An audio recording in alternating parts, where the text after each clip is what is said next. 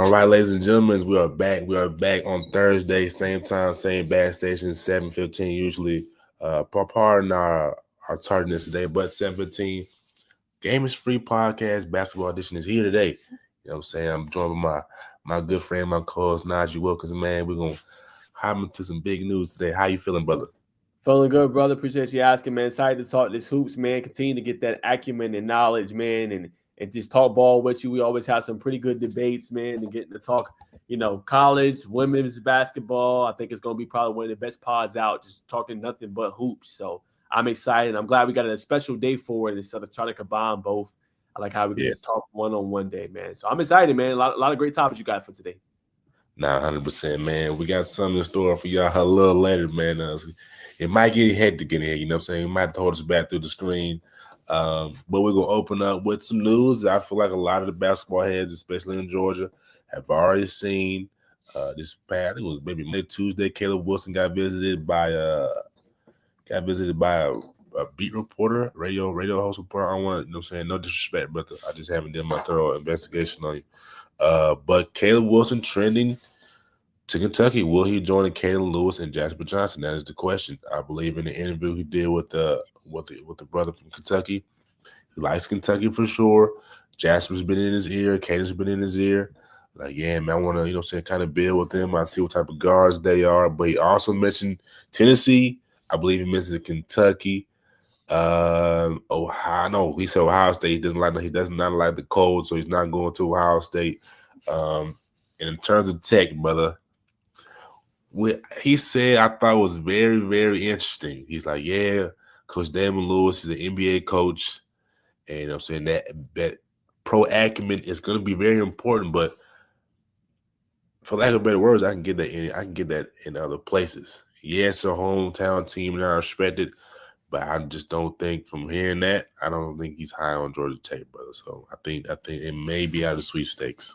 Yeah, man, I think he's going to go to a place that's kind of I don't want to say a powerhouse, but kind of a school that it's kind of already established himself. Like, you got to think about Georgia Tech. Could he be the guy there? For sure. But he's probably thinking, okay, let me go somewhere where the talent level is equal. Now, that's no disrespect to Georgia Tech and what they're doing.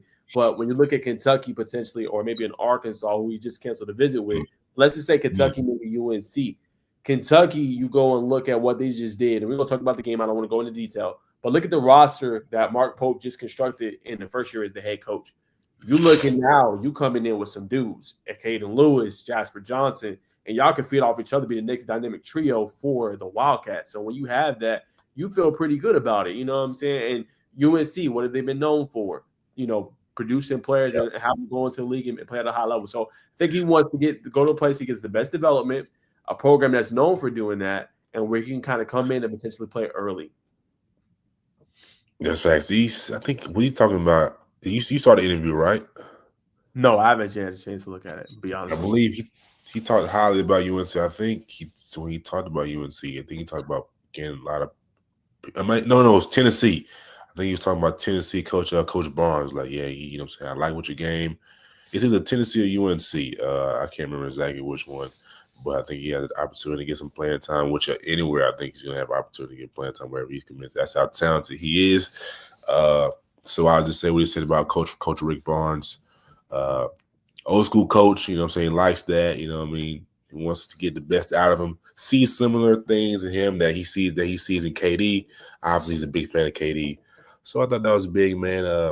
It's going to be interesting to see where he falls. I think UNC, Kentucky, Tennessee, and he brought up USC, Southern California at the end there, out the blue. So that's probably what the schools he's liking right now, man. So shout out to Mr. Wilson. You got anything to add, brother, before we segue into some other topics?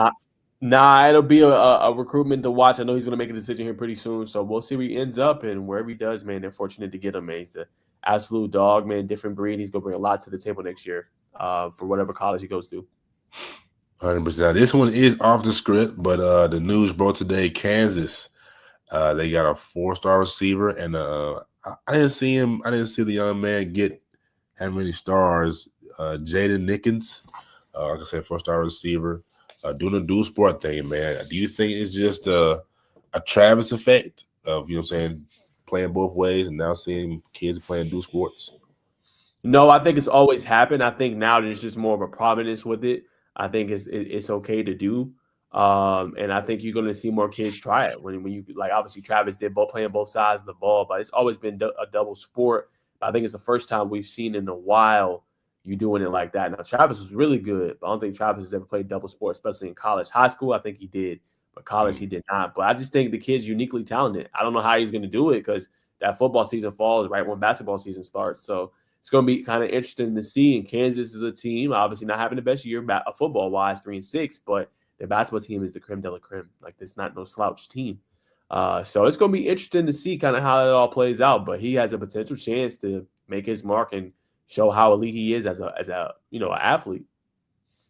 100%. Yeah, I watched. I didn't really see a lot of like film. It was more film like how athletic Don's run up and down. I mean, that's really all you're gonna need. Coach Self's gonna bring in a top group every year. You need somebody that just gonna just do the dirty work. You know what I'm saying? Play a little defense, being a football guy. That's typically what they do. You know what I'm saying? If you play a pickup game with a football player, you know they're gonna leave with some scratch marks. They're gonna pull you down. But in the college basketball landscape, that's what you need, man. It's just somebody's gonna come out there and be gritty. So shout out to the young man. Definitely intrigued to see how that goes for him. With that being said, we're going to transition into the regular schedule of the show, man. Sounds good. Yes, sir. Rubs hands like Birdman. We're going to talk about the Elite Georgia Tip-Off Classic that happened this past weekend, man. So fittingly, we need to start with Wheeler Cedar Grove, man. I'm gonna let you break the ice, my friend. Yeah, man. So good game to start, but Wheeler pulled away. Ended up winning that one 75-54. Kind of got worse as the game kind of wore on for them. I just think Wheeler has a really good basketball team. Now, Cedar Grove has Manny Green. They got some really elite guard play, but you're just seeing Wheeler being able to kind of force the edge. You're seeing them being able to go to the paint. And they got so many good players like Tyler Jordan. He recently surpassed 1,000 career points. You know, that's not easy to do in high school ball. So shout out to him for what he was able to do in that one. But a lot of good players, a lot of elite players. And I think Wheeler, like I said, they're going to be that contender alongside Norcross and Grayson this year. They're very deep, and they got a lot of different pieces they can kind of move in and out. And just phenomenal play, man. Nah, facts. I just think Cedar Grove just didn't have enough, like you said. They didn't have enough to hang with Wheeler. Wheeler they just outclassed them. I think Jaylen Brown will be thoroughly pleased with the part they're putting out there. Shout out to Coach Thompson. And I take back what I said earlier about Kevin Savage. Kevin Savage is he's still slim, don't get me wrong, but he's kind of filtering his frame. And they, like I said, they look good, man. They run they got a lot of motion, but their motion not to a fault, but some points, like the motion goes away from where the ball is, kind of giving the offensive player to create. And I think that's exactly what they need. To me, I kind of watched the film on SUTV. Tyler's kind of he's running, just kind of running, not really getting a lot of you know what I'm saying, like one-on-one touches right now. I mean, against Cedar Grove, why would you show your hand, obviously? But Coda Sutter looked good, man. But Coben Landrew, brother, 25 points. He's elite. That's elite, brother. He's one of the best ones in the game right now. And last year's question mark was can Wheeler score? And I think they had that problem. No, man. They up, brother. You know what I'm saying? It's really gonna be interesting to see when they play Grayson, brother, because Wheeler's vibrating high right now, man. Yeah, they are, and they got an elite coach. So you got to credit him for what they were able to do last year. Didn't really have it. Had really good front court players. Ricky, obviously, you know, the big man that they had at 7 foot, I think, went to Arkansas State. But this year, you see, they kind of got that full quartet of weapons, and they got guys, prolific scorers, guys that can fit in a high level, two-way guard and Coda Subtle that can manage the offense as well and run the show. And they got Tyler Jordan, who, you know, is a all-around player. You know what I'm saying? He can play defense, rebound, push the tempo, push the pace, finish around the rim. They got pretty much everything you need. 100%. Dakota Subtle finished with 12. Another guy to keep in mind, Mansur McLean, 14 points, 3 for 3 from 3. That's gonna be big. For the Saints, Keith Gillespie, Manny Green, and 2 premier guards for that squad, combined for 22, 11 points of pop. Like you said, they struggled versus a 6A team, but don't let that fool you. They are definitely, without a doubt, still a contender in 3A. So we're going to move on to another 6A team. Grayson versus the Wilson Academy. You know what I'm saying? They won this game very handedly, but the Wilson Academy, this is a team of young guys, man. One guard, let's see if I got his name in my notes. He played for the Georgia Stars along with AJ Wilson, if I'm not mistaken. I'll make sure I get his name right. AJ Williams, excuse me. Along that, also with Braden, plays for his name is Braylon Craft, excuse me. But yeah, they're a young team. They kind of got their heads beat in, but a formidable team, man. What's your thoughts?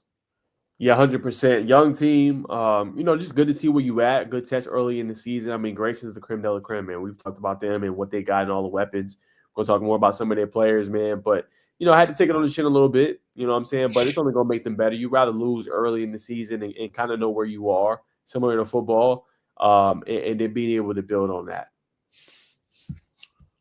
Well, they definitely gonna build on that, man. Like I said, a very young backcourt. They even had an 8th grader playing. Javon, no, that's not him. Amari Medhin. I hope I'm saying the brother's name right. 8th grade point guard. Quick off the dribble. I'm saying this team, if you want, go watch the highlights on SUTV. They just got bullied. You know what I'm saying? Moved out the way, but they're very skilled. But the biggest takeaways from Grayson to me, number one, has to be Caleb Holt. He is as advertised. Just outclassed everybody, to be honest. On ball, multiple on ball, still just picking the young Bulls pockets. Head up, athletic, shot the ball well, passed the ball well. And number 2 for me, Jacob Wilkins. Had some passes, man. I think Coach is going to start. I think he may run some offensive sets. You know what I'm saying? Have some strong passes, skip passes, one-arm passes, kind of passes a little wild, but nonetheless, the visual is there. That's a major takeaway from me. That's going to make them more elite than they already are. Who finished with, I believe, 14 points. And of course, you can't forget about the Kennesaw State signee commit, Mira Taylor, who finished with 19, second leading scorer behind Caleb Holt, who had 21. You know what I'm saying? And the personification word for him is just getting busy, man. Just a big time thing for him, big gift for the Owls. And the key for them going forward is going to be Javon Ramperson. Definitely a stock riser, man. It's going to be that defensive anchor, real vocal on defense, runs the floor well. I believe he had 5 dunks all in the game, all in the motion, not really, any that just like easy dunks, all like pass here, off the roll here. So he's going to be big for them, and it's going to be somebody that the Will's going to have to match whenever they see them down the line. 100% agree, man. That's great analysis by you. Hey, man, I appreciate that, brother. You know what I'm saying? So let's see. We'll move to Gainesville, Dutchtown. Now, you know what I'm saying? I'm going to let you sprinkle in your sauce on this one. Yeah, man. So Gainesville is kind of a team to watch, I think, going forward. What they were able to do, you know what I'm saying, in this one. They got a really good guard play. Their coach, formerly of Newton, Charlamagne Gibbons. You know what I'm saying? He's really good with what he can do. And we got a pretty good game between these two. And I think going forward, Gainesville is going to kind of show that, their ability to not only go into paint, but they can also stretch the floor. They play together, passing the basketball. So I think 2 good teams that you're probably going to see in their classifications, different classifications, but could potentially, see them make a potential run. Most definitely. Gainesville in this competition, they looked very good. Point guard KJ White is an elite passer. You know what I'm saying? I always made the right play, even though in Dutchtown they got they got some guards that can really help you. I said that. They just made the right play. Like I said, 15 points. Really works a nice 2-man game. Him and Charlie Gershamel, forward, who contributed 8 points, but really controlled the glass for the Elephants. I mean, I think it was a shot before halftime. It was working a 2-man. I know Coach didn't draw this 2-man game up. So, you know what I'm saying? The Carter screen, obviously. I think he made this little crossover to the screen. Charlie faded out, threw it back to him. Hey, back iron went in. Like, man, but skills. So, but it's tough. I was like, that's something that they've been working on for sure. So shout out to Charlie. Let me see. I know I got some more people on here for Dutchtown. Oh, AJ Wilson, man. AJ Williams, excuse me, for Dutchtown. Just a dog, man. Small, but played his ass off, bro. You know what I'm saying? He can shoot that. He can shoot that bad boy for real.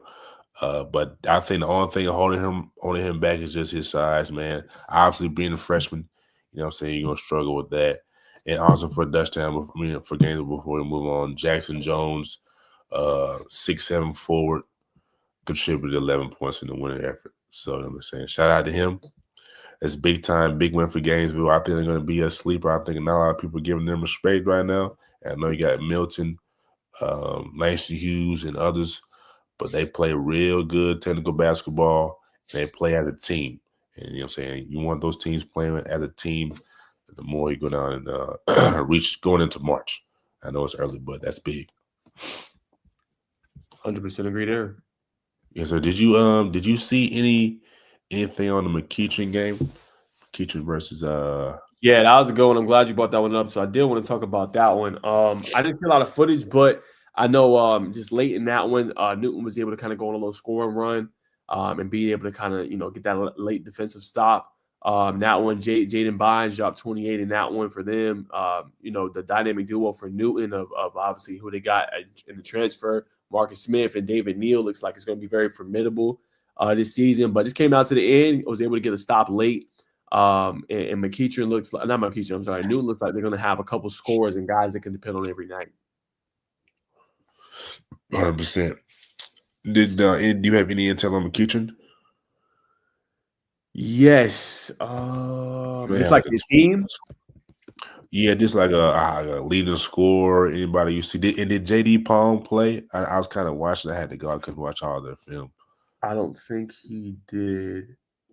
But in terms of like players for their team this year, hold on, I can tell you right now. Let me find you good, brother.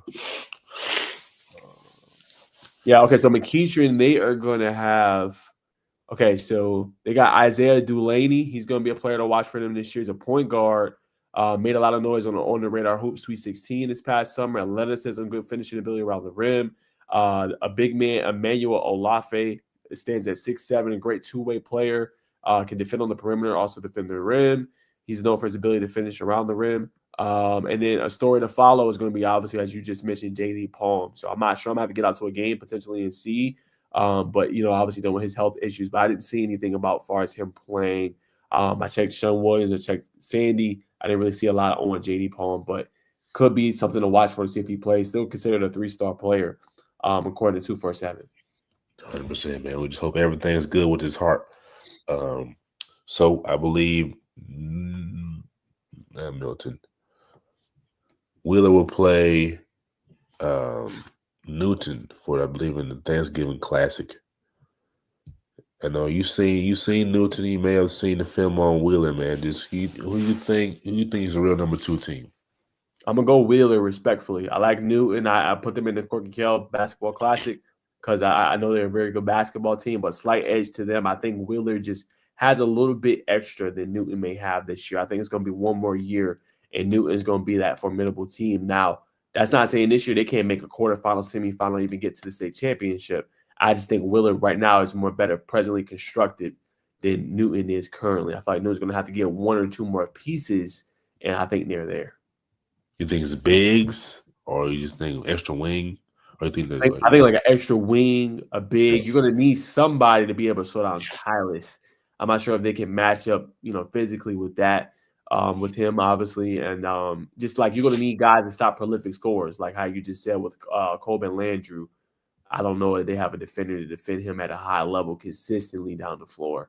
So that would be some reasons why I side with Wheeler. All right, my friend. Well, with that being said, man, we're going to segue. Actually, one more thing before we go into the women's basketball segment.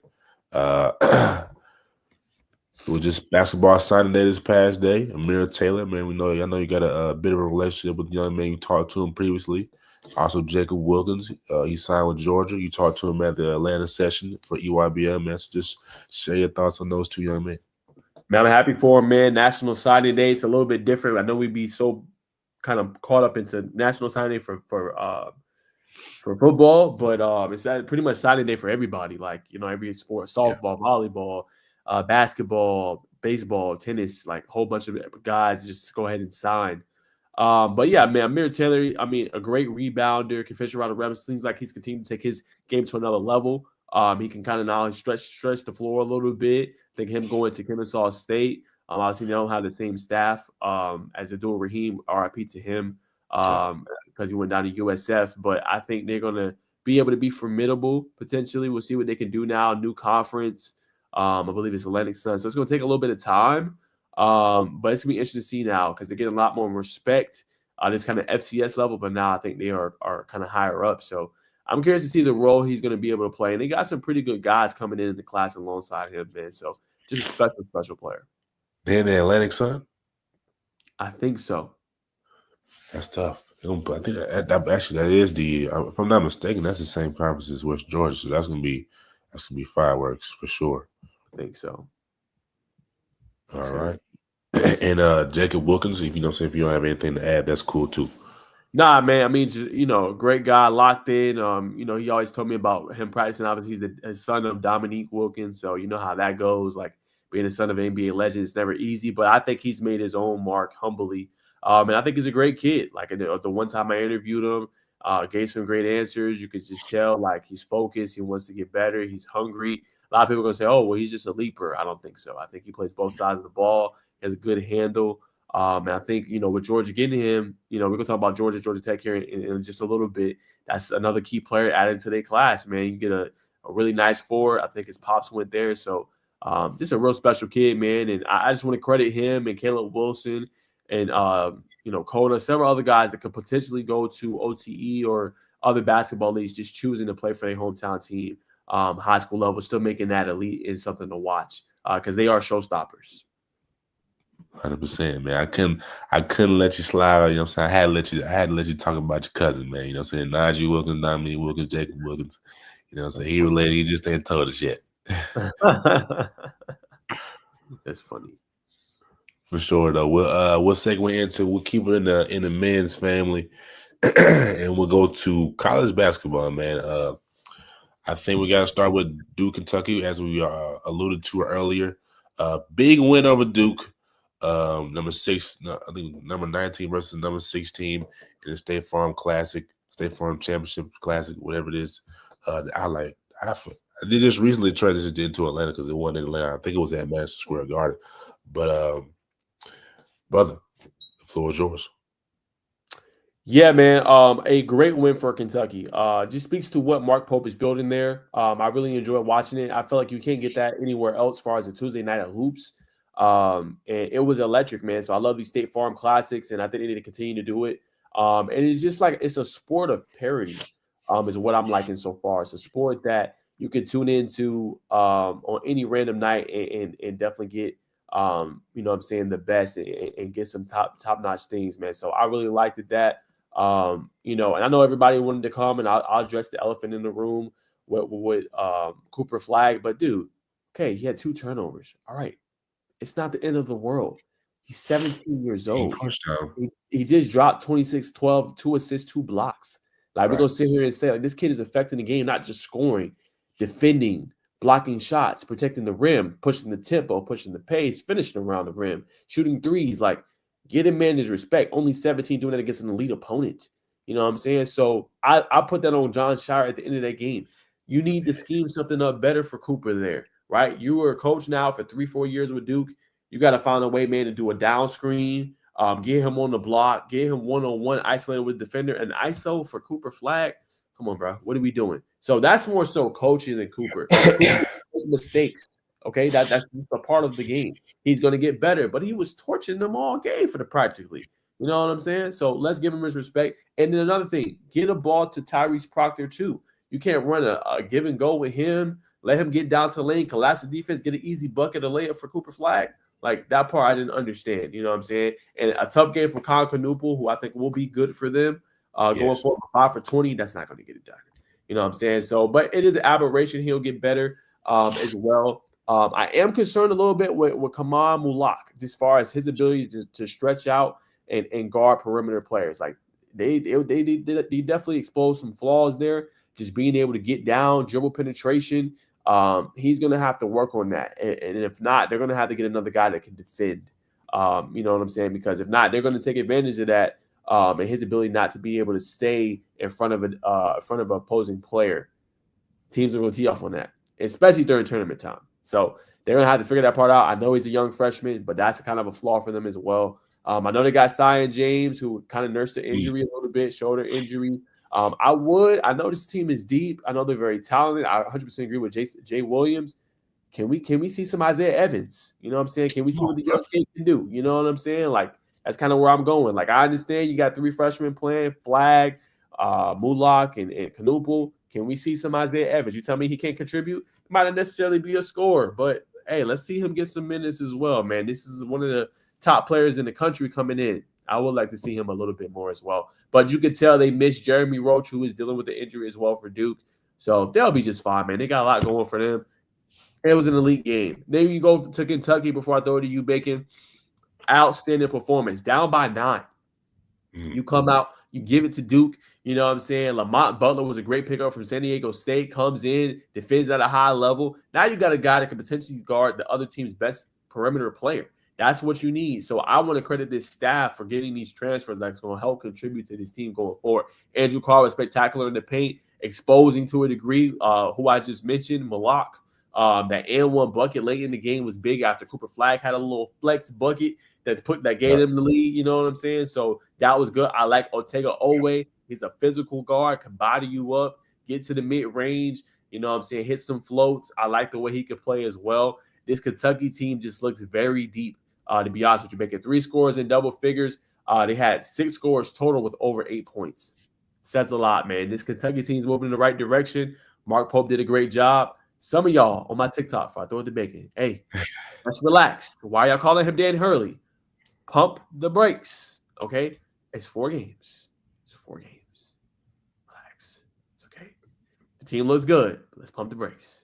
But shout out to Kentucky, man. I like what they're doing. And now you got a potentially special class coming in 2025 with a Caden Lewis, Jasper Johnson, and maybe, just maybe, Caleb Wilson. Nah, brother, that was a high. I like that soliloquy, brother. That was very good. You know what I'm saying? Nah, but I agree, brother. They hit me over the head on my TikTok too, man. I said one thing, but I will say when Day comes on, we'll talk about the Kentucky Arkansas game. But I was on there talking about. I said, man, coach he got that same philosophy of team rebounding. And I said one thing about he's like Calipari and that ate me up, but nah, he's not. He's far from Calipari, and I just happened to learn that that things weren't the best with Calipari in Kentucky as it got later in his tenure. Just not making by the fans, I guess. But you know, what I'm saying, I love Coach Cal, man. But to the point you said, man, about what's his name, Mulak. He did struggle defensively, but they were experiencing some cramping. Duke has been experiencing some cramping, you know, since game 1 for whatever they got going on. It's not hot in the gym, really. I know they got good AC for them, but actually, we'll go back to that Cooper Flag moment down the stretch. Yeah, Coach John, he could have caught some screens, got a little more motion. I think putting the ball in his hands at the end of the game, I think he knew he was either going to go high or low. And I think Cooper Flag is going to be putting that big moment towards the march. So I think this could be just like, yeah, this is going to be a teaching moment. I want to bite the bullet. He's an experienced coach. You know what I'm saying? He could take a play out of a Coach K's book. Yeah, just let him fall early. So that I really wasn't too up in arms about. I was up in arms about how the way, you know what I'm saying, kind of turned the ball over. But again, that's a learning moment for him. Yes, I would have liked to see Isaiah Evans. Isaiah Evans is a bucket that he's made for that moment. Why is he not getting PT? That's a good question that somebody should ask at press conference. The press conference. Yeah, that's what I'm saying. So, but yeah, I would like to see him in that game. Duke played exceptionally well, but just right now it's kind of you can say it's top heavy, and I think that's why Kentucky came back. Spread around scoring efficiently, Yes. not really jacking up threes, team rebounding, which is big. Everybody felt involved. I like the offense that coach Coach Mark Pope runs. Kind of gets everybody a chance to get that ball and puts everybody in position to either get rebounds, go back up with. I think like 2 or 3 guards had like 4 rebounds or more. So that's big. That's big. Let's see where we're at next, ladies and gentlemen. We appreciate you tuning in, man. 7:55. We start every Thursday at 7:15. So don't move that dial. Don't go nowhere. Let's see what we got next. All right. Actually, let's talk about did you get a chance to watch that Michigan State game? I really watched Michigan State Kansas. It was a sleeper. It was a sleeper, man. I mean, Kansas dominated. Not too much to say there. Hunter Dickinson had a good game. I think he recently just sat out after that game. Kansas overpowered, man. You're gonna have to get them a little bit tougher competition. No disrespect to Tom Izzo, what he's doing with Michigan, but just outclassed, man. This talent level gap. I mean, that's basically all you can say there. Talent level gap. Kansas is gonna be there. Bill Self becomes the winningest coach in program history. As a beat 2. And they just got a good basketball team. They're gonna be there when it's said and done. Yeah, facts. I know a lot of people were talking about, man, we got to keep Michigan State out of the championships class. They haven't been relevant in a while, but Michigan State is a big brand. And TVs are going to TV, or just saying people who are airing again, they're going to look in and account for that. And it ain't going nowhere because the State Farm Classic has been extended to 2028. So it's locked in, man. So we will hopefully. They'll keep it in Atlanta, so maybe one day we can but we can get our credits and go up in there and cover that thing and ask Coach, why is Isaiah Evans not getting these moments in these big type of games? 100%. But last thing before we transition to the WBB, AJ DeBonsa and Caleb Wilson in that same interview, he wants to get talking about Caleb Wilson right now. He's expected to make his decision in the next 1 to 2 weeks. And also, DeBonsa is expected to make their decisions early.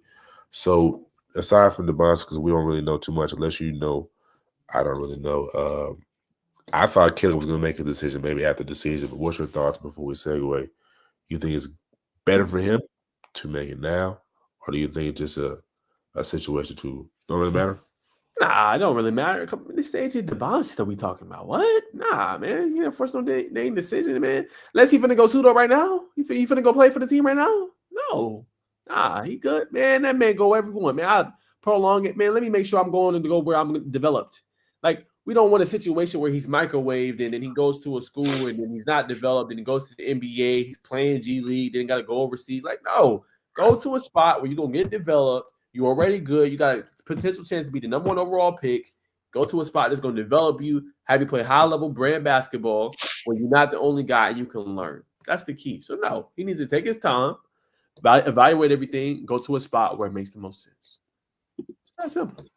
Well said, brother. Well said. So, man, we're going to transition into women's basketball. Hold on. You want to talk about Caleb? No, we ain't going to talk about Tech in Georgia.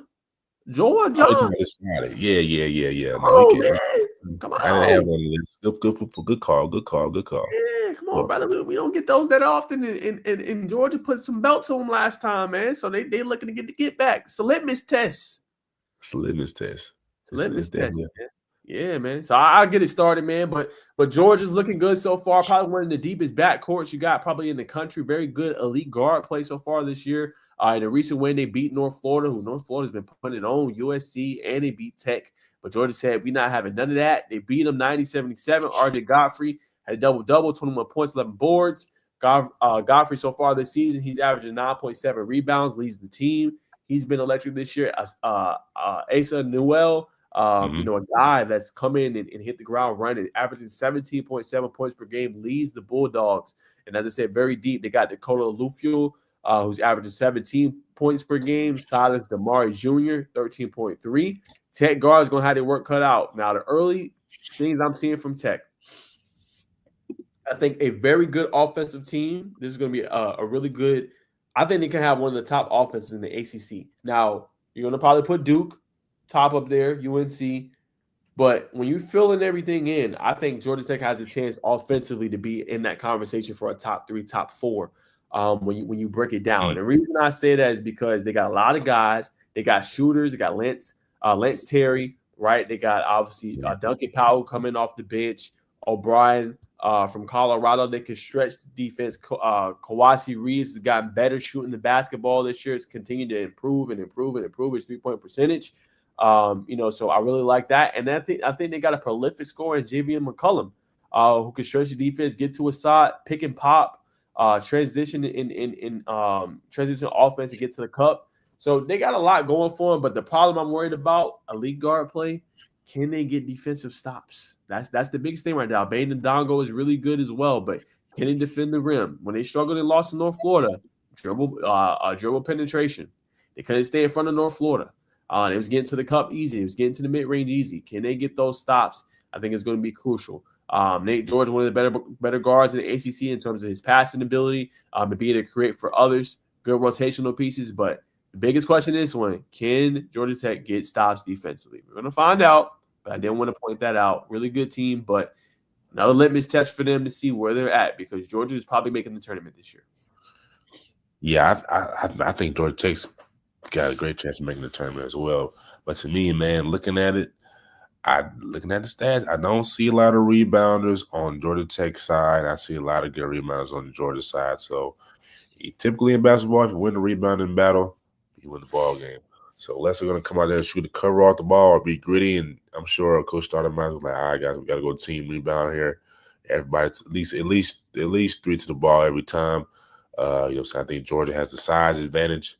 So that's going to be my thoughts. And although it's at Georgia, right? No, it's at Tech.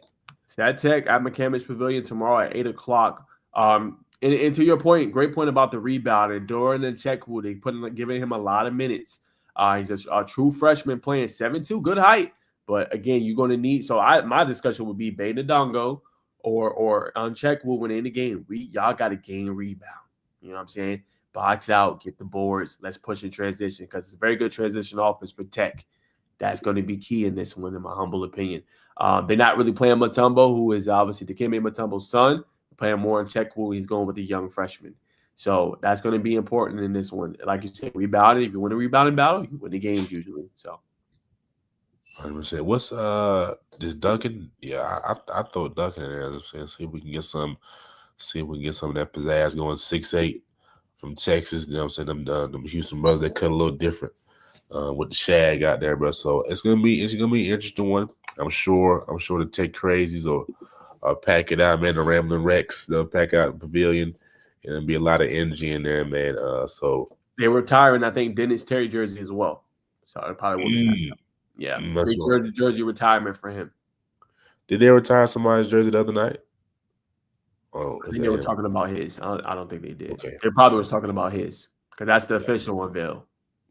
It's gonna be crazy in there. So I actually heard from Mike. Mike actually sent me the game, so I don't know what that means, but he sent me the game too. Oh, he sent your credential for it too? Yeah, it's like, brother. Interesting. I've already sent my credential for OTE, so I'm like, where do I want to go? Good question. I can't go anywhere. I have to cover football, but I think that'd be special for you, man. I mean, is OTE Saturday? What you should do. Hold on. I know we live thinking through this. I know you'll be like, what are they talking about? What you should do, Bacon, is be good for you and your brand platform. And I know you got obviously the Norcross thing with OTR. What you should do, you should go to the Tech game, get a good look at the clean old fashioned hate basketball version. Saturday, Bryson Tiller's committing. You know what I'm saying? With his top 4, I think at 11:30. I know that's early in the morning, but if you're able to go to that, I would go to that too. And then, because it's not going on during that OTR, hit that in the morning, see if they got any games that day, hit a game, or, hit the OTR, do it that way. Yeah. Something's gonna have to shake that. That might be what I do. And then you can tell me what it's like.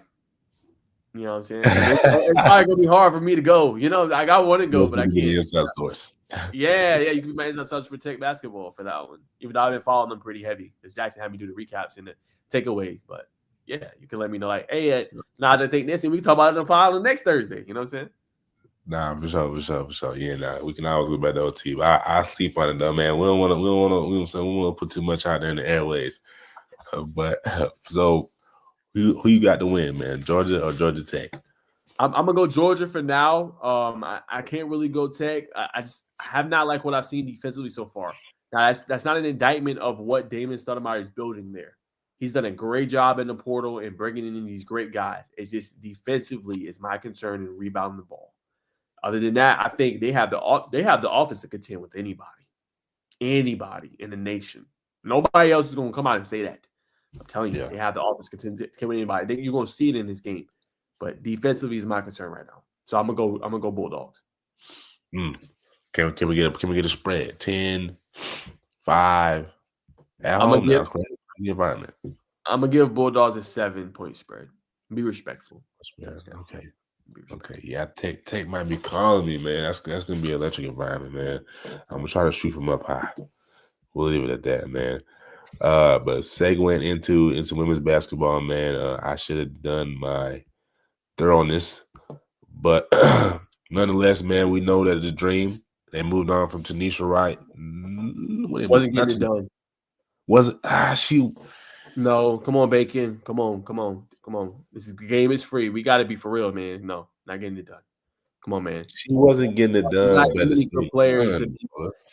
Twin. They lost 4 times this year to Caitlin Clark. That roster? They got a decent roster, but come on, bro. They went to the playoffs. A rookie, bro. Come on, we talking about a rookie. You should not lose. Caitlin Clark 4 times. Come on, bro. Come on. This ain't peak Caitlin Clark. This ain't the prime Caitlin Clark. 1 year. We're not talking about a player that's made her mark in the league yet. Like, yes, she's making her mark. Yes, she made history. I'm talking about a player that's 4 or 5 years in. This ain't Brianna Stewart we talking about. You know what I'm saying? This ain't Sabrina Ionescu who we talking about. You know what I'm saying? Players that's been in the league that you know. Asia Wilson. This ain't Asia Wilson. You got to be able, and I ain't saying you got to be at least with a couple of those games, man. Come on, man. Rook. Kelsey Mitchell?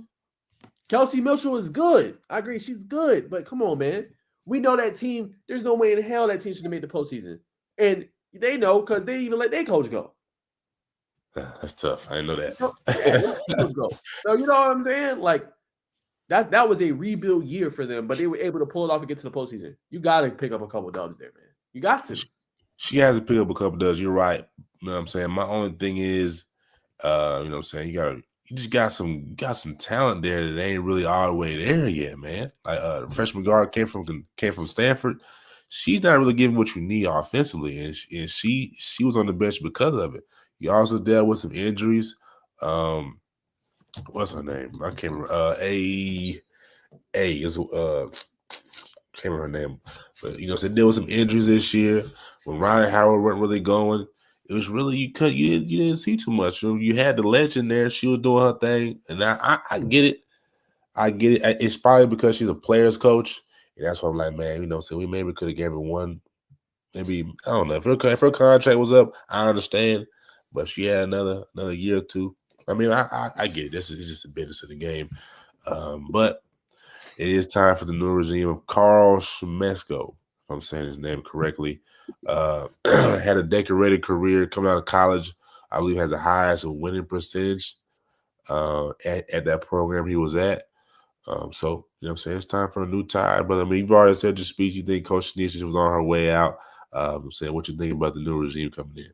I like it. I mean, you got a coach. He hasn't necessarily coached at this WNBA level yet, but very successful. You're talking about a program that was not really known before he came. 23 years there he spent and went 672 and 139 with an 83% win percentage. So You're getting that. You're getting the guy that knows basketball. You're getting the guy that was 8th overall and wins in Division I history, playing in the Atlantic Sun. Just a legacy of excellence for them. 18-0 perfect conference record.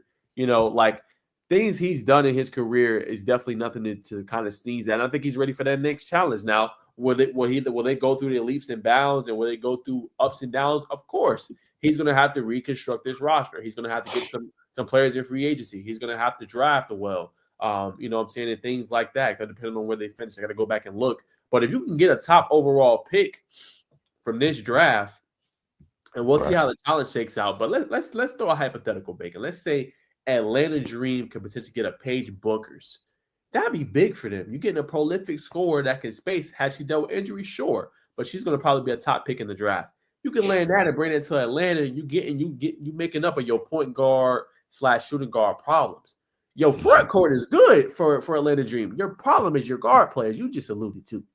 So if you get a guard like that, hit on a couple players in free agency, some depth pieces, maybe even a starter here and there at certain spots, this could potentially be a team that turns it around. Now, I'm not saying it's going to be quick. It's going to take some time, but I think you got the right man at the helm that could potentially turn around Atlanta Dream.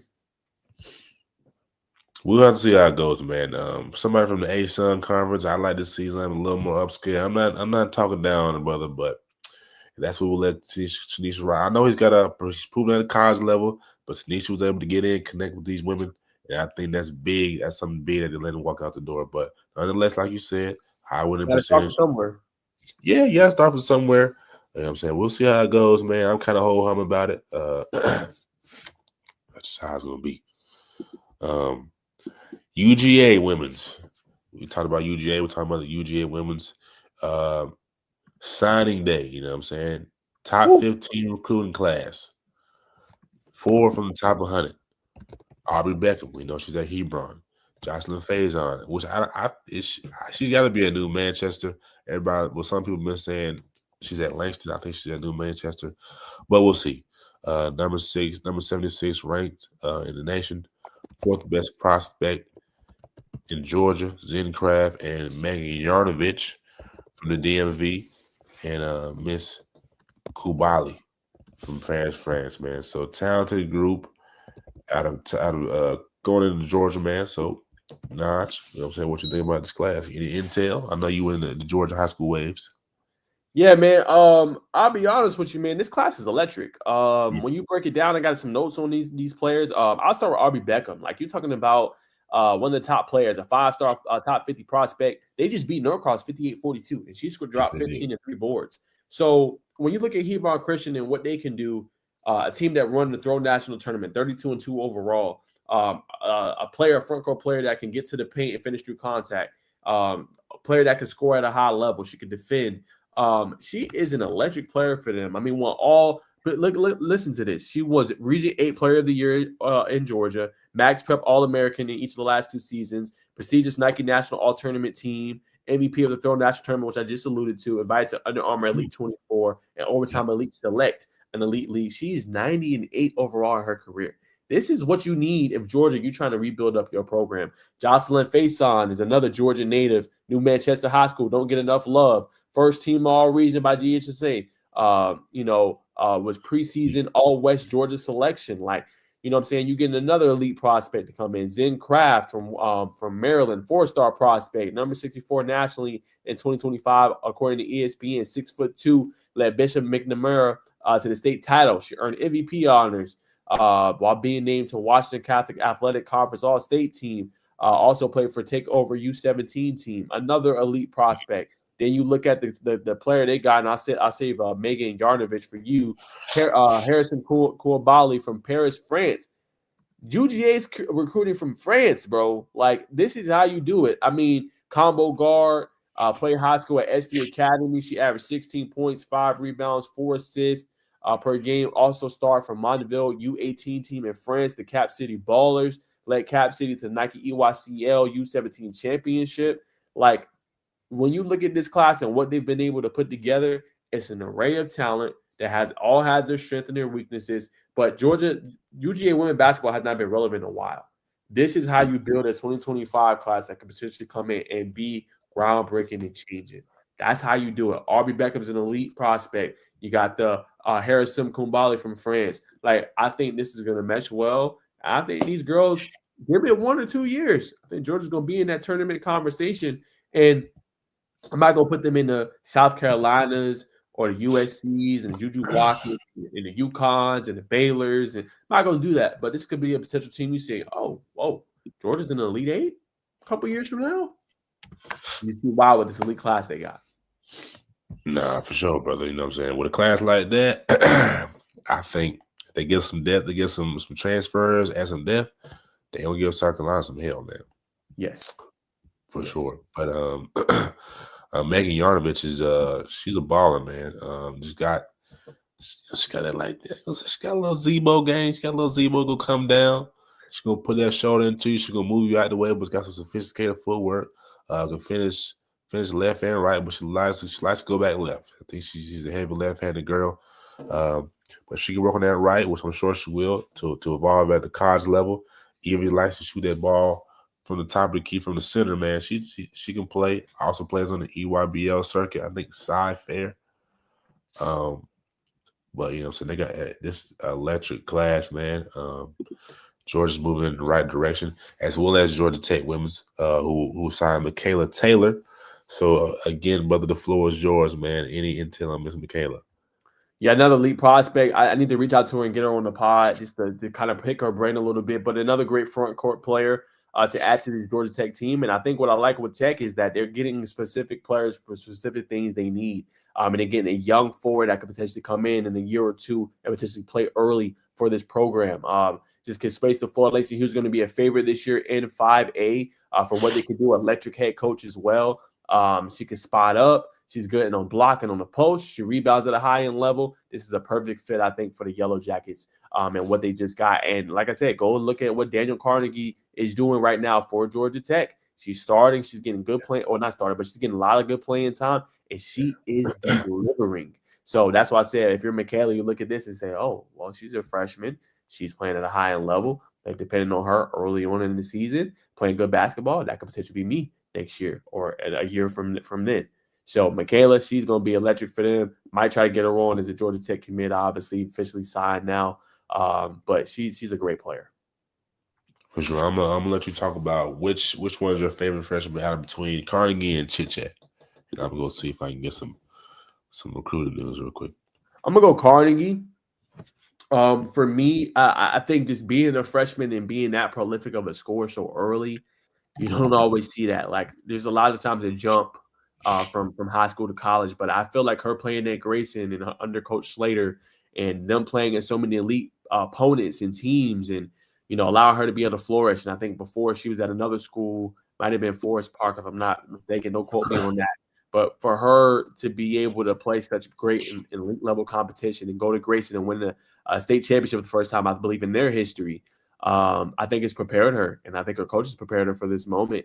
And she's just a player that just nonstop. I think she had the first ever quadruple double, I believe, last year. Yeah. She's just ready, man.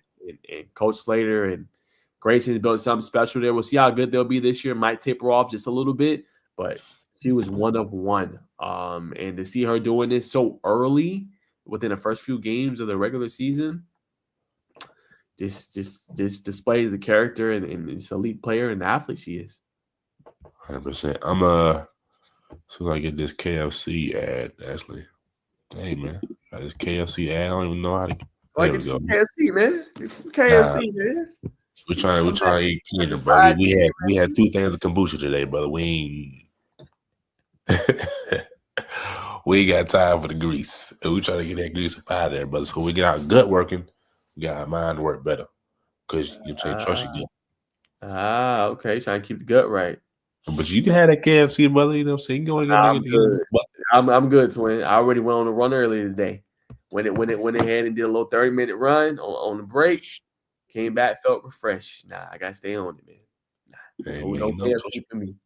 No KFC, brother, for you?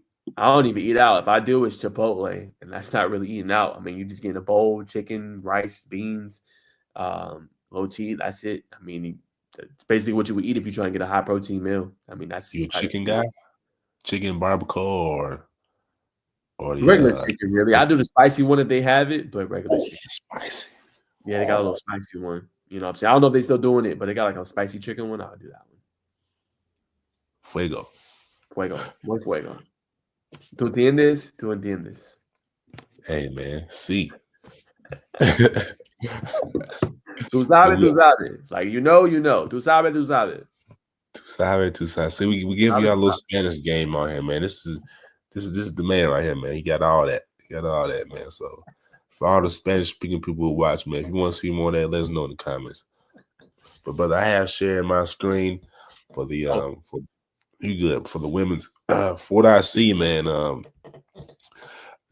Someone needs to let me know a better platform to get to the women's hoop news, man. I know it's a couple of them out there, but follow Tara and Goodman. She does a good job. what'd you say? Tara Goodman of On Three. She does a really good job. Sorry, She's like goodness. specifically like their women's basketball reporter. Yep, Uh, I seen it. I'll have to find something to be real with you, far as some new, but she does it really. She covers everything: transfer portal, high school. I know ESPN got rankings too, but I'll see if I can find. There's a couple one on Twitter that you can follow too. Nah, for sure. I know I tap in with Brandon Clay. He's got a lot of good stuff. But I need, you know what I'm saying, someone with a simple interface is gonna list them all, kind of how they do for football, man. So you see, I'm assuming these. I typed in Georgia Tech. They gave me Georgia, bro. So I'm gonna stop sharing my screen, man. It was worth a shot. Hey, Man, we y'all. got a comment. Hey, Altama, man, I appreciate you, man. You came back. I said, hey, come back for the basketball coverage, and you back, man. So I appreciate it. We're gonna be covering it. Bacon might be at the game tomorrow, man. So let's address the question. Hey, y'all, you think GT losing to North Florida is just an early season slip up, just a crazy roster turnover, or a Yes. major red flag for hopes of any kind of postseason? So I will tell you this. We kind of just talked about it, and I'm gonna get Bacon's take in here. I did see some flaws in that one. Now, I told him I think this could potentially be one of the better offenses in the ACC, humbly. You know what I'm saying? When you have Javion McCollum, who's a prolific scorer, and then you have Nate George, who's one of the better passing point guards in the ACC, and then you look at their big man, Kawasi Reeves has looked elite this season. I'm not Yes. gonna lie to you. He's looked good. And it's not just him driving to the paint. Like, he's stretching the floor. He's shooting really good from three-point range. And you look at Dorian Ochukwu, him coming in, giving him pretty good minutes as well. Baden Dongo was listed as ESPN top 100 player going into the season. He's looked pretty good as well. They have the pieces to be great offensively. My concern with Georgia Tech is the defense, the dribble buys and the penetration and the pull-ups that they were able to do. I think they have 5 scores in double figures in that one. Georgia Tech has to figure it out defensively. That's my biggest concern. And I think we got the guys, Lance Terry, Duncan Powell, O'Brien, to be able to stretch the floor and come in and be able to get buckets for you. But the problem is the defense right now. It's tough to ask a team all the time to outscore an opponent. You know what I'm saying? But if you can get stops, this team's going to run it and run down the court and cook you in transition defense. But they got to get steals, they got to get blocks, they got to outbox their opponent, and they got to get rebounds. Rebounds is also another concern as well. And they're going to probably ask young freshmen to step up early and on Ochukwu, you know what I'm saying? Because he's getting a lot of early minutes instead of Mutombo. You know what I'm saying? So they're probably going to depend on him, and he's going to have to grow up fast if that is the case. So I do think they're on track. They could potentially make a postseason, but this Georgia game is going to be a really good litmus test to see where you at, because they have such great guard play, what Asa Newell and what they can do and space the floor, and all the great players that they have. So it's going to be a good litmus test to see where they are. So maybe a slip up, but if that defense struggles against Georgia, might be a bigger problem with hands. Go ahead, Bacon. I'm gonna lean to the side of North Florida. I'm gonna lean to the side of the ASUN Conference, home of the West Georgia Wolves. I'm gonna say that I think North Florida just might be that good. They beat South Carolina. Coach Parrish is building a promising program up there, man. I know Tech lost. I think that it just could come down to just gotta be tough. Gotta show some grit when you're playing basketball. This is a fairly young unit, especially one that's just now coming together. So, you know what I'm saying, sometimes you got to get hit in the mouth to, you know what I'm saying, take that next step, growing pains. So I think it's a slip, but let's not slight North Florida, man. I think they're gonna be a team that's gonna be around and be talked about come March. For sure. Thank you, man. I appreciate you always tapping into the content, man. That means a lot. He said, should not have no excuse to rebound with a decent size. Again, they do have decent size, just poor effort. To a degree, I will say that. You got Baden Dongo, who's 6'10". This freshman is 7'2". You know what I'm saying? So you got the size to do it. So I just think I'm not going to say poor effort, because I want to be respectful. They got to lock in. You know what I'm saying? That's my humble opinion. Lock in on what you're doing, and I think they'll be good, man. But come back, Altama. I think I'm going to do a thing where I'm going to do videos potentially on the games for Georgia Tech, just maybe an instant reaction. I'm doing the takeaways on SI. So make sure you follow me on there as well, or just on Twitter whenever I post. I mean, you always here anyway. But I think I'm doing reaction videos. And every Thursday night, if you're still here, we break down Georgia Tech and Georgia basketball. So right around this time, 7:15 to about 8:30, 8:45, we do this, man. So appreciate you, man. Appreciate you tapping in, bro. Means a lot. All right, man. Go ahead, Bacon. You was on your Lady Hoops, man. So how the heck we get on Georgia Tech men's basketball, bro? Oh, he had a comment. You know what I'm saying? I Okay. try to connect with the fans, man. They support the channel, man. So trying to connect with Georgia Tech fans, man. 100%. As we should, man. We love everybody who tunes in habitually and ritually. You know what I'm saying? Y'all do a lot for us, man. And we can't do it without y'all. If we talking to nobody, you know what I'm saying? We can do that. We can do that on FaceTime. And that's what it feels like every now and again. But we appreciate y'all. 100%. So Cherokee girls, they're on to a 3-0 start at Madison Moody. Again, brother, when it comes to this Georgia high school basketball, I'm gonna send Joe away, man. You may have some more expertise. I found some things on their Twitter. Actually, let me tap into my resource real quick. But if you got some, please don't hesitate. Yeah, so that one, obviously, Cherokees look good to start the season. Obviously 3-0. Not a team, everybody. I don't think they were very highly ranked. You know what I'm saying, so far. But able to get a good win against, looks like Woodstock. Looks like they're gonna playing tonight. They're playing against Sequoia, so they're gonna be one to watch potentially. We'll see what they're able to do. A very winnable region, in my humble opinion. So we'll see what they're able to do there. But they're gonna be one to watch. And then obviously you had Central Gwinnett. They're 2-0. Nalani Gainey, 28 points versus Carver Atlanta. ACS Spivey had 20. So another big win for them. Langston Hughes, we talked about, obviously Michaela Taylor, Georgia Tech commit. Yeah. They won 81-47. So another good win for them. The one I do want to talk about is North Forsyth. Big win for them against Hillgrove. A closely contested contest, 59-56. For those that don't know, North Forsyth actually went to the state championship game, lost in that one to Marist, who has Kate Harpering, who's still deciding where she's going to go. But one of the best guards in the 2026 class. But North Forsyth bringing back Landon Weaver, who's committed to University of Tennessee Chattanooga. The forward, she's electric. But a good win for them on the road. I know it was closer than expected, but North Forsyth is going to be one to watch as well this year in 6A. Hey, I don't need to say nothing else, but I will transition to what I thought was a surpriser was Langston Hughes' big win over Hardaway. As we know, Hardaway is returning everybody from last year. So that was surprising. I don't know if it was just a bad game. Michaela Johnson signed to New Orleans. Akela Shelton signed to Hampton. And I'm struggling with these names. Adaza Burrell and Rihanna Boynton. Those are the best players. Like I said, Baldwin. This team from what's the name of the team again? Hardaway from Columbus. Excuse me, y'all. So they always keep a good program down there in Columbus. So I expected it to be more of a closer game. I know, what I'm saying, Langston apparently got that whoop stick this year. But for a historic program to come out like that and lose, what I'm saying, it could have just been a bad shooting night. It could have come out there a little flat, turn the ball over, missing rebounds. But that one definitely caught my eye. 100%. All right. Man, I was hoping OG was going to hop on, man, before we got to the nitty-gritty, man. But that's going to nitty-gritty because you called Trae Young MVP candidate, man. Yeah, let's get to the nitty-gritty, man.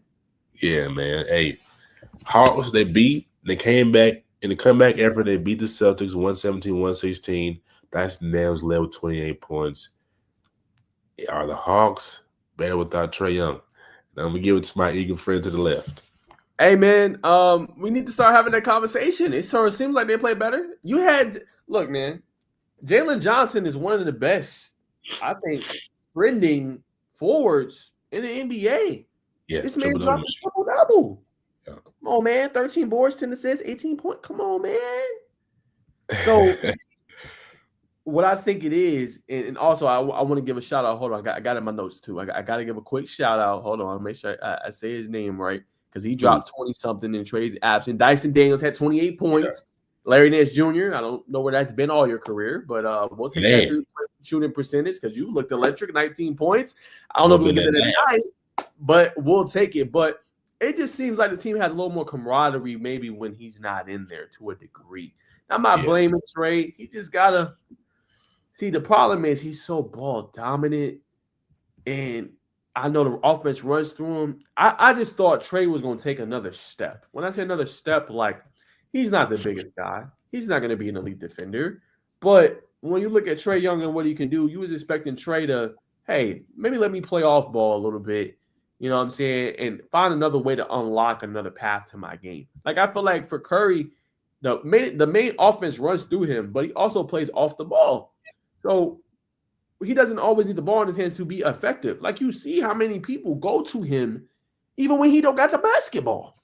Like that's how big of a threat he is. So I feel like for Trey, he does a great job of creating offense for others, getting assists.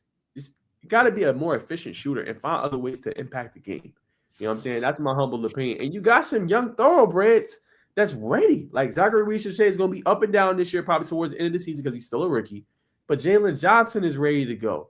You know what I'm saying? You got some pieces there. And like we said on the last pod, where you can be effective. And come on, man, the East is in shambles. Besides Cleveland and besides Boston, it's up for grabs. You know what I'm saying? Miami's not all that good this year.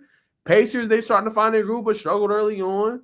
The Knicks, hey, you don't know what you're going to get on a given night with them. The Sixers, Embiid's always hurt, you know what I'm saying? And they look not too good right now. So, like, when we look at the Hawks, it's there for you. So it's like, I know they're up and down, but you got to capitalize on it. And you got some young thoroughbreds. So somebody just need to talk to Trey. And I ain't saying he's not a great player because he is. But let's find a way to, you know what I'm saying, let it be effective when he's in there too. If your team can go, and this is my last point, if your team go beat Boston on the road with no Trey, you don't think that's an indictment of what's going on? This is Boston. We talk about a title contender, a title favorite. They got to figure out what the disconnect is. They try to bring a superstar or a star guard in there with DeJounte Murray. Didn't work out. At what point does some of that fall on Trey?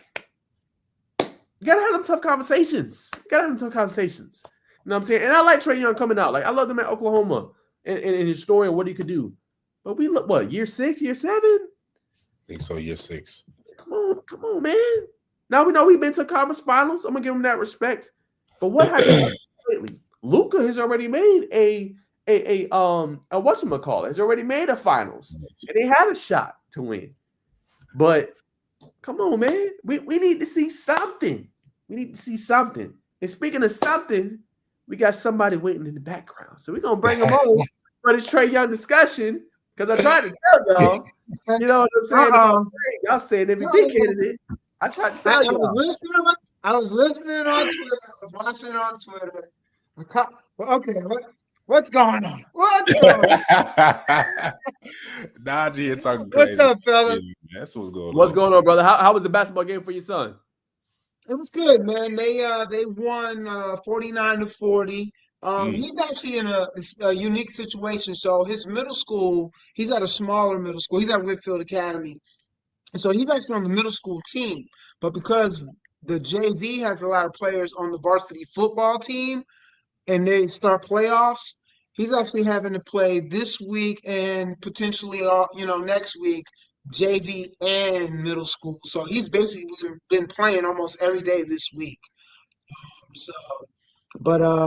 They got the middle school team, they're 1-1 to start the season, and the JV team 0-1 to start the season. So he'll do JV again next week for sure, I think on Monday.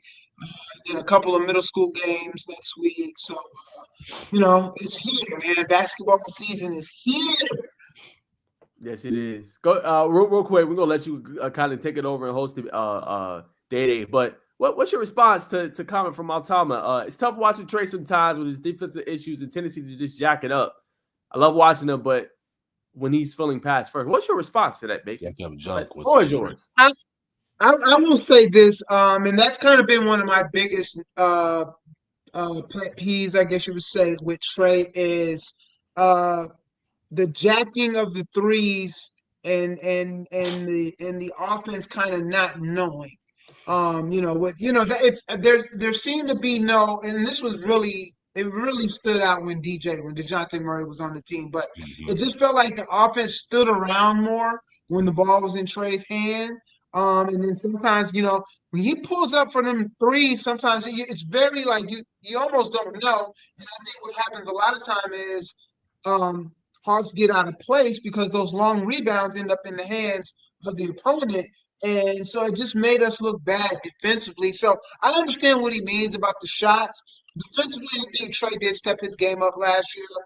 Defensively, this year, obviously, we're just a few games in, and he's already had to sit out, games due to injury. So it's hard to see. It's hard to really say whether or not he's kind of, you know, picking up where he left off last year. But I do feel like last year was one of his better defensive years in a Hawks uniform. Obviously, it's the only uniform he's worn, but um, that is something that he does have to kind of continue to. He does need to continue to, be just as impactful defensively as he is offensively, especially if you're going to jack up them threes.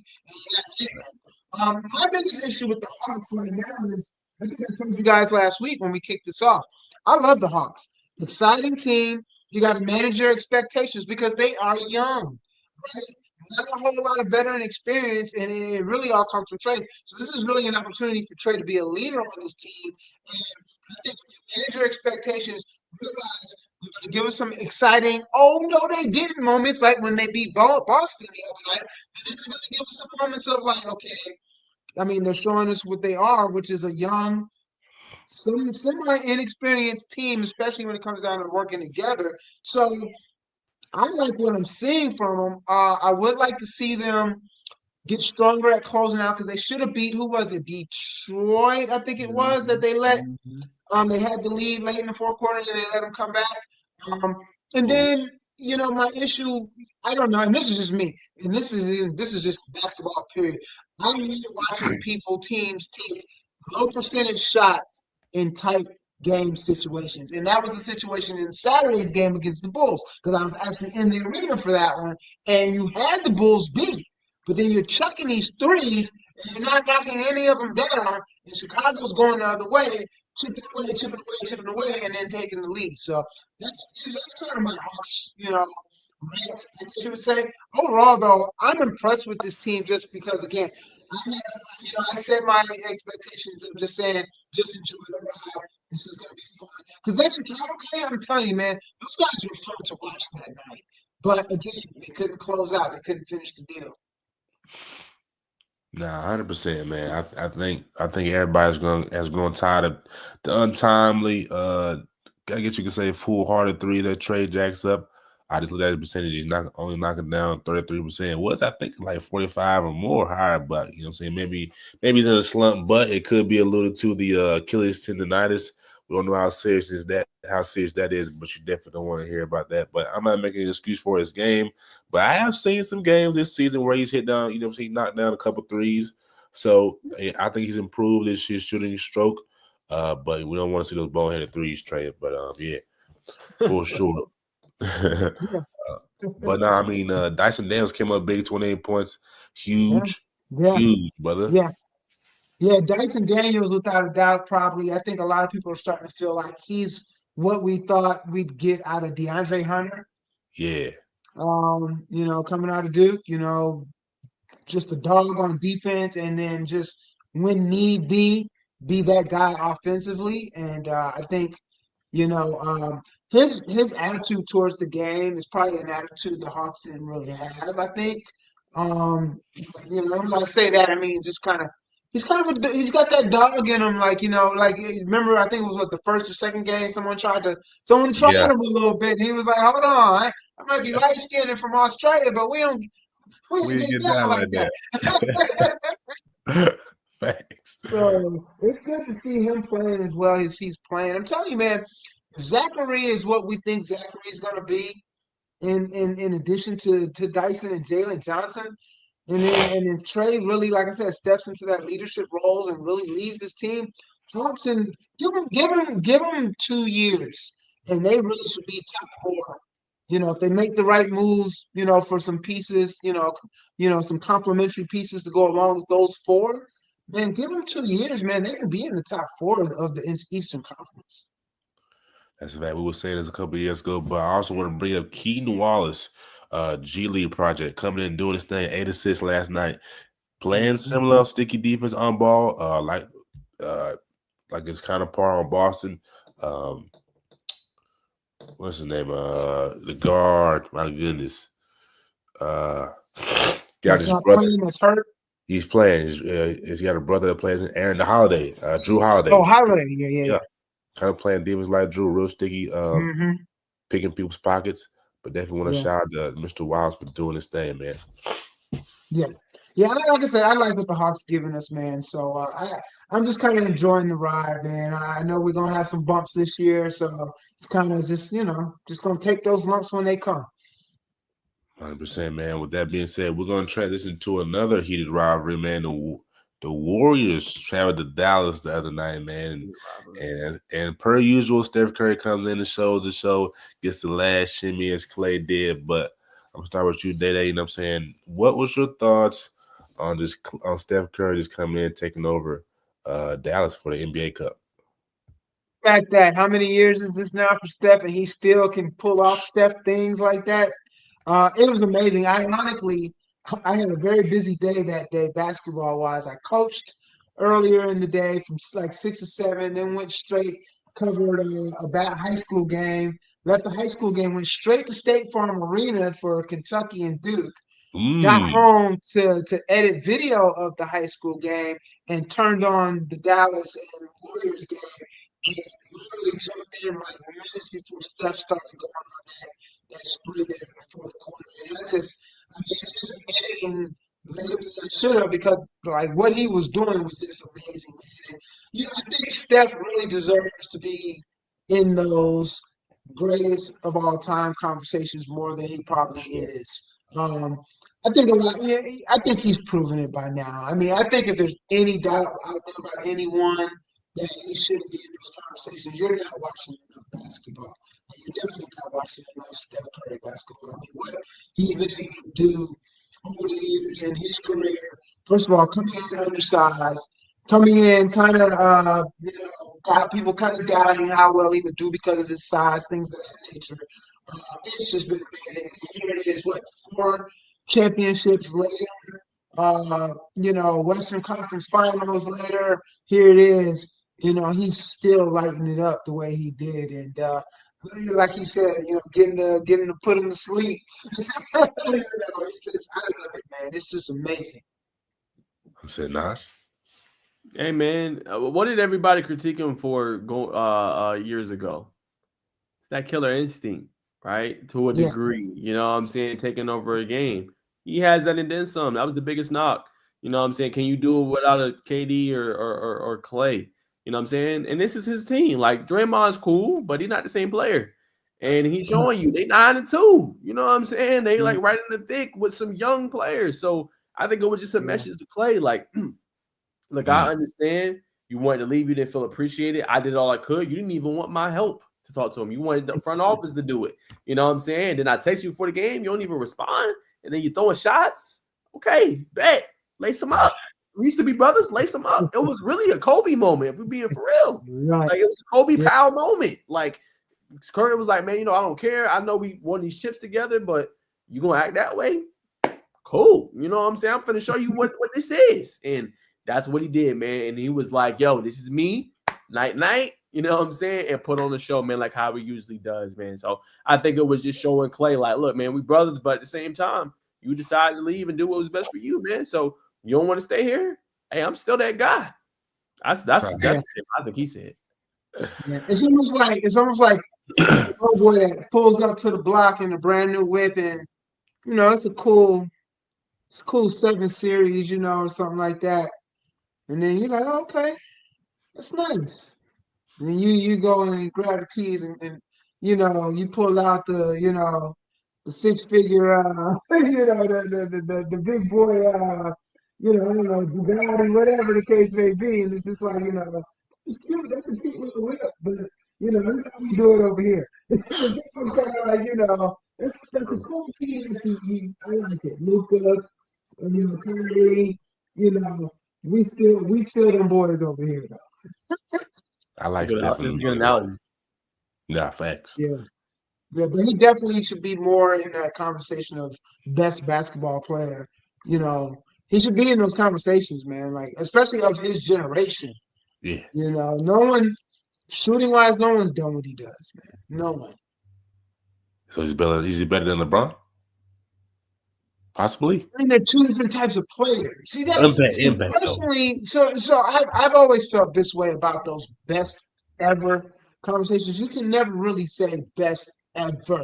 I think you can say best of an era because there's different eras of basketball and how it was played in those eras is different. The types of players and competition that were in those eras is different. So I feel like when you those best ever conversations, they're very tricky, in my opinion. LeBron is probably the best athletic basketball player ever. I think didn't one of y'all say that too last week, or maybe that was another conversation. But when it comes to basketball athleticism, LeBron is probably the best, hands down. Jordan was a dog. Jordan was just, he just had that killer about him. He was just competitive. He's probably the most competitive, best at best, most competitive. If that's one thing. LeBron is definitely the best physical specimen when it comes to basketball, agility, just everything you want in a basketball player. That's LeBron James. But when it comes down to that competitive, that killer, personally, and I'm not a Jordan fan. I hated Jordan. I'm a Knicks fan. He killed the Knicks. You know what I'm saying? I'm a Dominique Wilkins fan. He always sent Dominique packing. Yeah. So I wasn't a Jordan fan, but when you look at it as a basketball fan, Jordan, I'm sorry, he's probably when it comes to that competitive nature, man, he's the best. And I would actually put Kobe behind him at 2. Mm. I don't got no qualms with that. Yeah. And that's just all time. You know what I'm saying? So that's just me. But again, everyone has what they like. You know what I mean? In a player, you got some people where you won't talk them off of Bill Russell being the best. You're just not going to. That's Now tough. we didn't see Bill Russell. We only see highlights. Right. You know what I'm saying? So, but somebody older that's been able to see a Bill Russell, a Magic Johnson, a Michael Jordan, and now a LeBron and a Kobe, someone like them, you may never talk them off that ledge, that Bill Russell, and they'll say because of all the championships he's won. But again, Bill Russell played in a completely different era of basketball. You know what I'm saying? Would he be that dominant in today's basketball game? I mean, we don't know, but hey, so. Right. I mean, you can't. I mean, see, I love Bill Russell, but you know what I'm saying, I can't have him at number one if he wasn't even better than Wilt Chamberlain. But that's just me. He's another one. Would you put Wilt Chamberlain ahead of LeBron?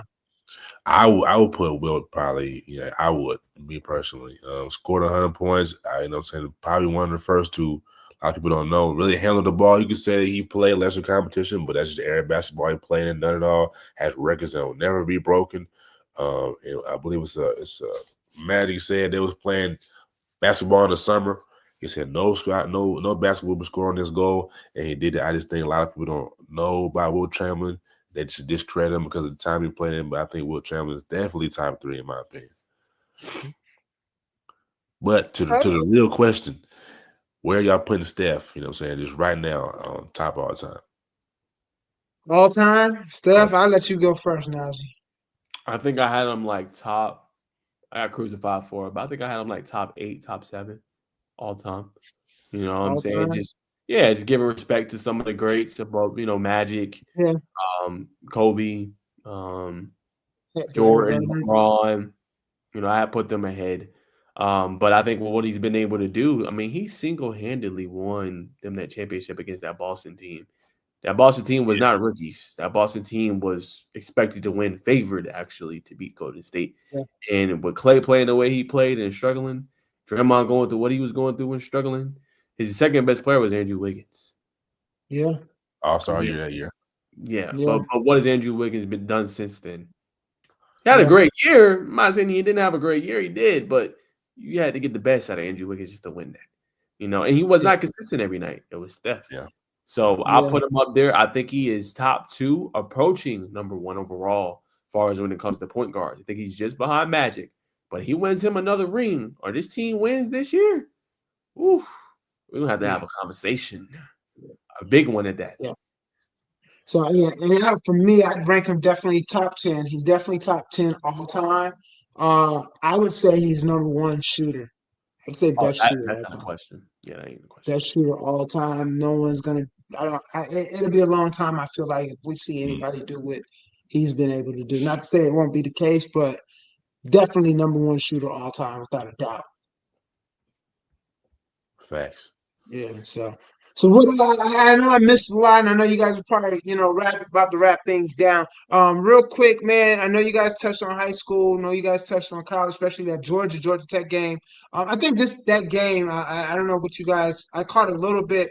I know Najee, you were saying you did see some things offensively that you liked by Tech, but obviously with Asa Newell and crew. What's my boy's name? Blue. Is Blue's hair still blue? He still got blonde hair. I haven't watched them yet this year, but I think Georgia. I was telling the state today at the station. I think that this could be a signature win more so for Georgia Tech versus Georgia. For sure. I think people expect Georgia to win. I think with Tech, if Coach Stoudemire somehow they can pull this win off, I think it carries more weight for them in the sense of people just kind of paying attention and saying, okay, maybe they're serious, because they lost some key pieces from last year's team. Last year's team was a good team to me, but they just couldn't stay consistent. Like they would lose games that they weren't supposed to lose, and win games you didn't think they would win or weren't sure if they were going to win. And I think had they been able to kind of keep the nucleus of that team together, I think they would have been all right this year. Now, I'm excited about this class he's got coming in next year. With all those guys signing, No, they signed. They're signed. yeah, with all those guys signing, Cole, my guy from Pace, Eric, Hatfield, and what's his Josh name? He's at OTE, but he was actually I saw him. I think his freshman, maybe sophomore year when he was at Osborne. So that class coming in, yeah, man. I think he's still kind of in that process of turning over the roster to guys that he's actually recruited. Right. I think once he gets that full cycle of that and then go on, I think he's going to have them back in the mix of a top basketball team in the country. The biggest challenge all these guys faces as far as the coaches and programs is NIL and the one and dones. That's the biggest challenge. I think the formula we're starting to see that's starting to work is going to get guys out of the portal that are seasoned and have, because look at the run the couple of years Houston has had, right, where a lot of those guys were JUCO guys and guys out of the portal, and we're starting to see other programs kind of take that step, and it's starting to kind of work out. Kentucky right now beating Duke the other night. None of those guys on that Kentucky roster guys were top 25 preseason players. None of them. They're all they're transfer guys, portal guys, and and whatnot. And I think he brought a couple of guys with him from where he was at, but and they pulled off that win. All eyes on Cooper Flagg, right? And Duke, and Duke was ranked 5 going into that night, and Kentucky 18 or 19, something like that. It was just, it just goes to show that that's kind of the motto, and I think Coach Stoudemire can get a good mix of that going on for him over there at Georgia Tech. Georgia Tech will be back to what they used to be as a basketball program. With the Steph Marbury's and the Dennis Green, the Dennis Scotts and the, Kenny Andersons and just all those guys, 100%. But we got to ask you though. You was in the State Farm Arena, man. Just what was the vibe like when Duke fell to Kentucky? Well, first of all, it felt like Kentucky was deeper. It was almost hard to tell who was who because it was all blue. You know what I'm saying? Because they're Duke and Kentucky, they both blue. But it felt like Kentucky fans may have had more presence just because every time they kept making those runs, like the energy, overall, the energy overall was just fantastic. It was great. I kept telling myself, like, man, just think, if this was on a college campus, on one of these two campuses tonight, this bet Oh, would have been. But great energy, and then like I said, it kind of felt like Kentucky had a little bit more presence, and maybe they were just louder. I don't know. Maybe they were just louder. mm, But it was great. It was really cool to see, especially being in there as a neutral. Like I had no dog in the fight. I'm a UNC fan, so I don't like Duke, but I wasn't necessarily rooting for Kentucky. And Cooper Flag thought the kid is going to be phenomenal. Only 17 years old. He's got to make sure he gets that clutch in him, though. He had two opportunities late there at the end of the game. I think one opportunity was to actually put them back on top, and then the second one when he slipped there in the corner. I want to say that one he could have probably at least tied it if I'm not mistaken.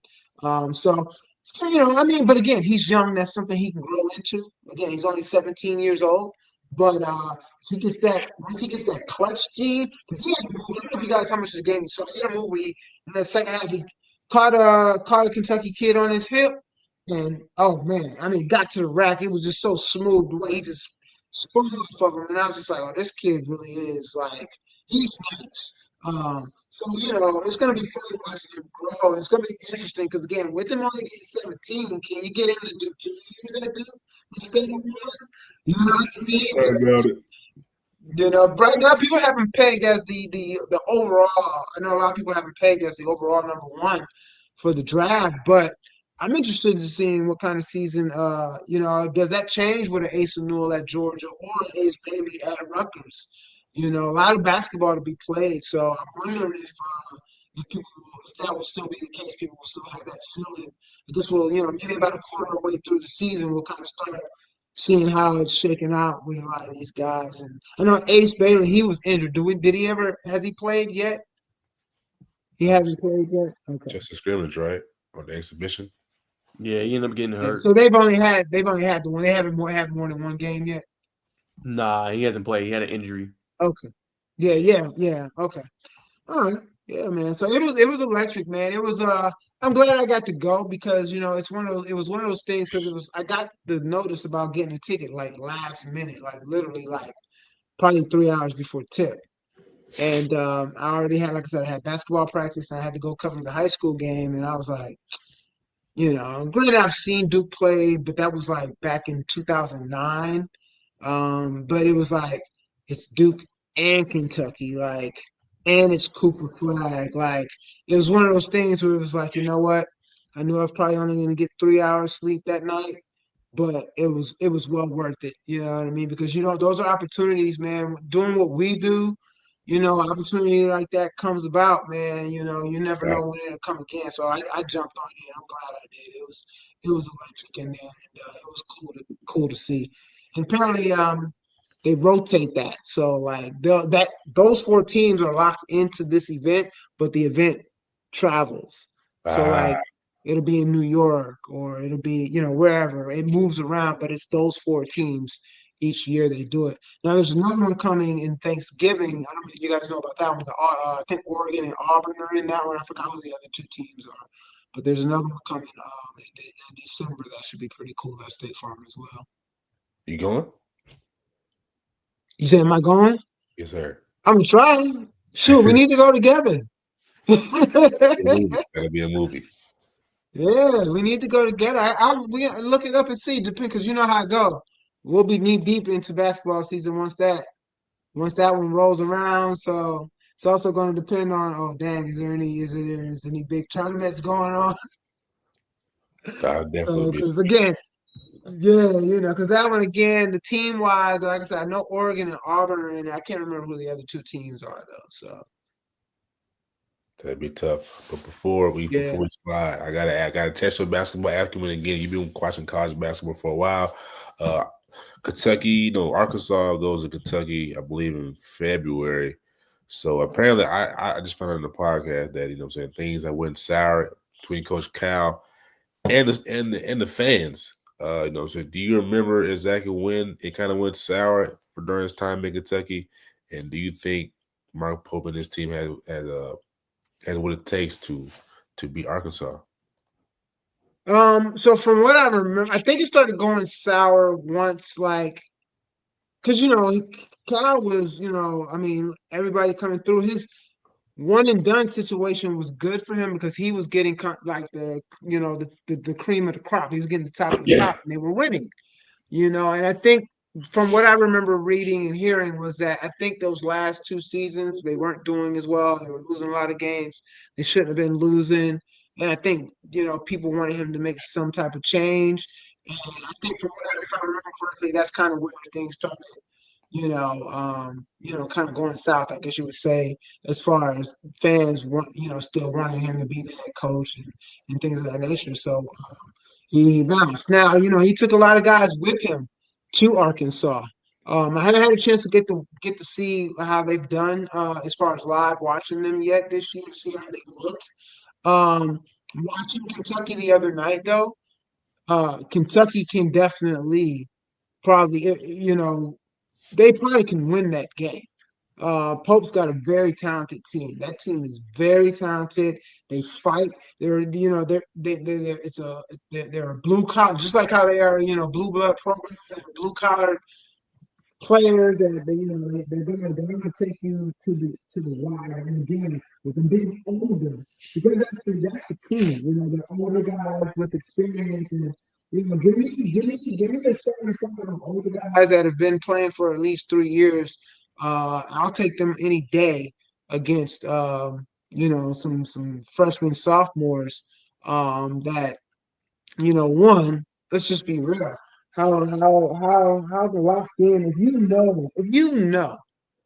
you know you are going to the league, how locked in are you?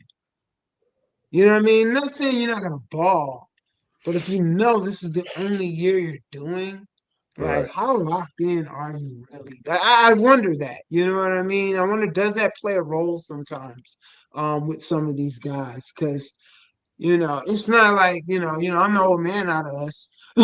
So it's not like when I was growing up and watching guys like you can't even in most cases can't even probably name the starting five for probably more than 3 teams if you can do that many, like the average person. You know what I mean? There was an era, you gotta think about it, man. There was an era in college basketball where you literally could name starting fives for probably 10, 11 teams easily. You know what I'm saying? And those days are gone now. And so but the thing I see that sticks is again, going back to Houston and going back to what I saw with Kentucky, these teams that go get these older guys that are solid players, man, they're having better success. I mean, it's the same thing with the mid majors. Right? Look at the mid majors. The mid majors go deeper in the tournament year after year because they got guys that have been around 3, 4 years. Right. That experience matters, man. It really does. I don't care what nobody says. People can say I'm crazy all they want. I don't care. Give me experience. So to Nah. your point, yes, Kentucky can probably beat Arkansas, but again, I don't want to say that without even having watched Arkansas to see how they're even looking right now. Now I agree with your point. I was I'm saying a super Kentucky fan in my youth. I think that's the main reason why Coach Cal really Anthony Davis year, and then when you had Karl Anthony Towns in the whole squad, which they really should have won. I'm still waiting on that referee rebuttal for that missed shot clock violation. But no, I think that's what it is. And fellas, what I'm saying, if no one else has anything else to add, what I'm saying, we'll let these good folks get back to watching their kids, watching their show. My Saying, kids should be in the bed by now. man. Battle out 3, yeah, man. Get him in the bed. Hey, real quick too, I want to tell y'all, man, I got a chance to do PA for Emory men's basketball. What was that? Sunday, I think it was my Saturday or Sunday. If y'all get a chance, man, go check out this kid they got, Jair Knight. Kid is a walking highlight. So I just want to show him some love. If anybody I don't know who's what the viewers is looking like, if anybody knows him, let him know we gave him a shout out, man. Kid is solid, really solid. And they got a good team. They really actually got a good team. So if you get a chance, go check out some if you want, just as far as the locals go, all the local teams, go check out Emory basketball, man. They got a nice little product on the court. All right, for sure. Najee, any last thoughts? No, sir.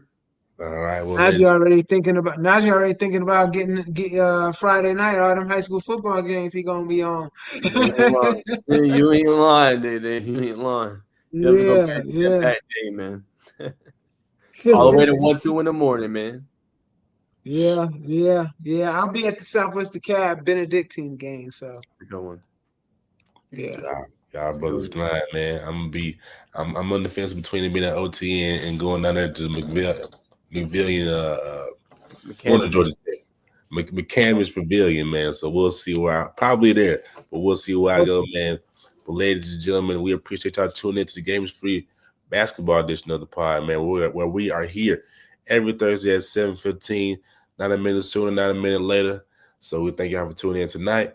And we hope y'all come back and see us next week, man. But peace and blessings. Thank you, everyone, and much love.